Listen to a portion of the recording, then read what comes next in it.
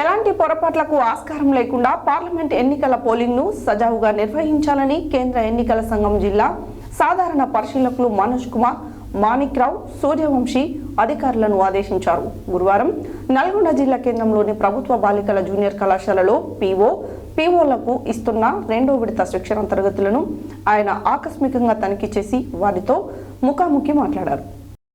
గురువారం నల్లగొండ జిల్లా కేంద్రంలోని ప్రభుత్వ బాలికల జూనియర్ కళాశాలలో పీఓలకు ఇస్తున్న రెండో విడత శిక్షణ తరగతులను కేంద్ర ఎన్నికల సంఘం జిల్లా పరిశీలకులు మనోజ్ కుమార్ మాణిక్రావు సూర్యవంశీ ఆకస్మికంగా తనిఖీ చేసి వారితో ముఖాముఖి మాట్లాడారు.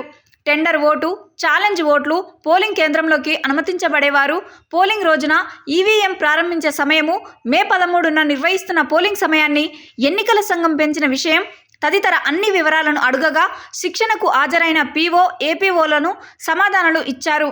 పోలింగ్ రోజు ఎలాంటి ఇబ్బందులు లేకుండా పొరపాట్లకు తావివ్వకుండా పోలింగ్ నిర్వహించాలని ఆయన సూచించారు.